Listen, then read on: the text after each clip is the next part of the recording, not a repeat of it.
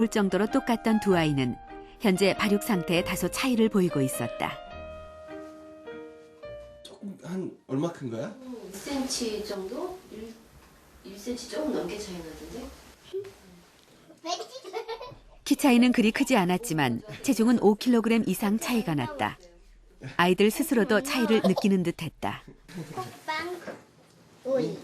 호빵 오이? 호빵이 오이예요. 별명. 큰 애는 좀 동그래지고 이제 작은 애는 이렇게 갸름하잖아요. 그러니까 사람들이 지나가면서 쌍둥이 아니죠? 키는 좀 비슷하니까 쌍둥이 아니죠? 그러는 거. 그래서 아 쌍둥이 맞아요. 그러니까 자기가 본 쌍둥이들은 다 똑같이 생겼는데 얘네는 좀 틀리네. 다 그런 얘기는 많이 들었어요. 두 아이가 무엇보다 뚜렷한 차이를 보이는 것은 식습관과 식사량이었다. 안 익었어요. 안 익었어요. 식사 준비 중에도 빨리 달라 조르는 쪽은 대부분 수연이. 아직도 안 익었어? 아직도 안 익었어요. 딱 한 입만. 음식 앞에서 참지 못하는 쪽도 수연이라고 했다. 딱 한 입만 먹어. 항상 먹을 때마다 더 먹고 작은 애는 그 어느 선까지 먹으면 딱 그냥 놔버리는데 큰 애는 계속 먹고 또 달라고 하니까. 같은 유전자 정보를 가지고 태어난 일란성 쌍둥이가 식습관과 식사량 그리고 체중을 비롯한 발육 상태의 차이를 보인다는 것은 무엇을 의미하는 걸까? 그냥 먹으면서 똑같이 커왔거든요. 그 이제 크면서 자기 의지대로 먹는 양이 정해지기 전까지는 똑같이. 저도 그게 궁금해요. 그래서 누구한테 물어보고 싶더라고요. 왜 차이가 나는지 쌍둥이인데도. 쌍둥이는 인간의 유전과 환경의 관계를 연구하는 데 좋은 지표가 된다. 쌍둥이 간의 차이가 클수록 환경적 요인이 강하다는 의미가 되는데 이를 통해 밝혀낸 우리나라의 비만 유전율은 50%. 유전과 환경이 반반씩 작용하는 걸로 나타났다. 부모님들이 이제 양육 방식 이제 그런 게 상당히 중요한 것 같아요. 그러니까 그 어릴 때부터 이제 먹던 음식이 사람을 길들이는 것 같거든요. 그리고 이후에 어른이 됐을 때 자기가 자기 자신을 먹는 걸 통제하는데 영향을 줄 것 같습니다. 그렇다면 식습관과 체중 사이엔 어떤 관계가 있는 것일까? 핀란드의 쌍둥이 연구에 따르면 비만한 쌍둥이는 그렇지 않은 쪽에 비해 과식한 비율이 7배가 넘었다. 환경적 요소가 체중에 큰 영향을 주었다는 얘기가 된다. 학자들은 우리의 유전자가 아직도 수렵시대 인류의 유전자와 거의 동일하다고 말한다. 단지 달라진 건 식습관과 환경뿐인데도 비만 인구는 10여 년 전에 비해 급격히 증가한 것이 사실이다.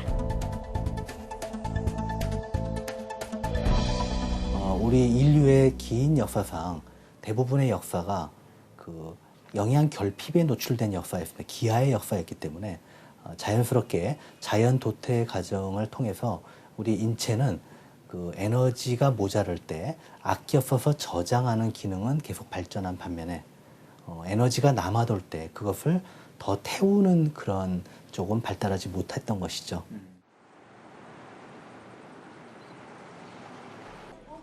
그렇다면 음식이 제공되는 환경에 따라 우리가 먹는 양은 얼마나 차이가 있을까? 업무의 종류와 성비가 같은 직장인들을 5명씩 두 그룹으로 나눈 후 한 그룹엔 각자의 책상 위에 초콜릿을 두었다. 다른 한 그룹엔 일어서서 이동해야 하는 거리에 초콜릿을 두고 하루 동안 섭취량이 얼마나 다른지 지켜보기로 했다. 그 결과 초콜릿을 책상 위에 가까이 두었던 그룹이 평균 50% 이상을 먹은 반면 자리에서 먼 곳에 초콜릿을 둔 그룹은 평균 30% 남짓 먹은 것으로 나타났다. 옆에 있으니까 계속 이렇게 먹게 되더라고요. 그래서 좀 평상시보다 많이 먹은 편이에요. 네, 안 먹겠지. 처음 그 시작할 때 안 먹겠지 했는데 일하면서 하다 보니까 무의식적으로 그냥 계속 하나씩 그냥 집어 먹게 되고. 이번엔 40대 이상 주부들을 대상으로 또 다른 실험을 진행해봤다.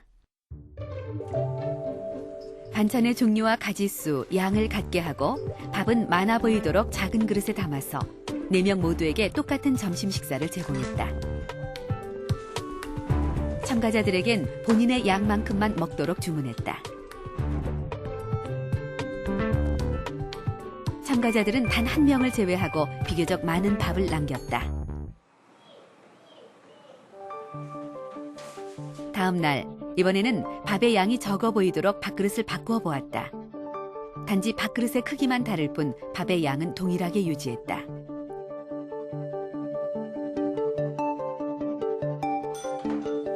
그리고 어제와 같은 사람들에게 어제와 똑같은 식단으로 점심 식사를 제공했다. 실험 결과 한 명을 제외한 모두가 밥그릇을 비웠고 밥을 남긴 한 명 역시 어제에 비해 더 많이 먹었다. 예, 어제는요, 밥그릇보다 조금 올라와서 내 양보다 좀 많은 것 같아서 좀 남겨서 먹어야지 그랬거든요.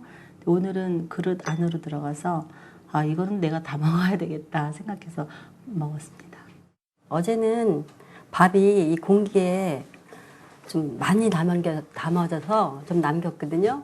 근데 오늘은 밥이 좀 작은 것 같아서 다 먹었는데도 비슷해요, 포만감은.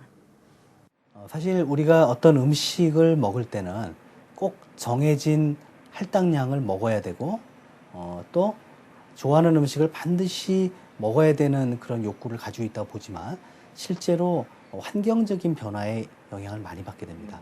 지금 일련의 실험의 결과를 보시면 아시듯이 과식이나 폭식을 예방하고 막기 위해서는 사실 이 환경적인 조정과 정리가 상당히 중요하다는 것입니다. 처음에는 한 달에 한 번 혹은 몇 주에 한 번씩 찾아오던 폭식은 며칠에 한 번, 하루에 한 번으로 잦아지면서 걷잡을 수 없는 지경에 이르게 됩니다.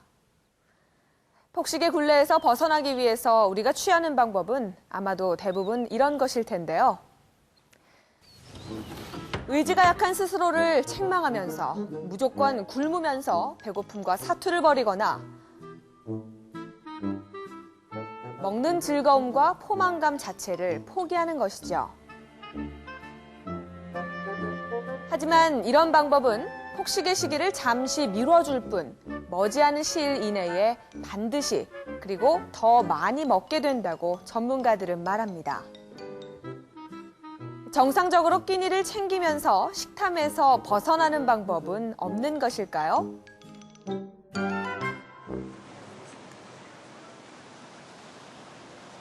요즘에 다리 계속 아프세요? 요즘 어떠세요? 류마티스 내과 전문의 이상원 교수. 그가 체중을 줄이기로 결심한 건 비만으로 인해 찾아온 여러 질환들 때문이다. 일단 지방간이 있었고요. 혈압도 있고 당도 있었고 그리고 콜레스테롤도 많이 높았고요. 그래서 거의 40대에 올 수 있는 성인병은 다 가지고 있었던 것 같습니다. 그게 대학교 초반에. 지금은 오히려 마른 체형이 됐지만 8년 전까지만 해도 그의 체중은 늘 100kg을 넘었고 폭식은 그냥 일상이었다.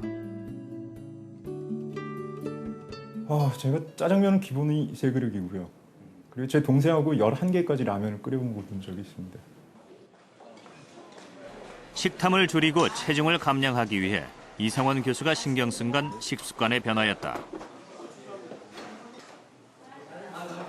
밥을 먹기 전에는 늘 목표한 만큼 적정량을 덜어낸 후 식사를 시작했다. 음식이란 앞에 있으면 있는 대로 한없이 먹게 된다는 걸 경험으로 알기 때문이었다.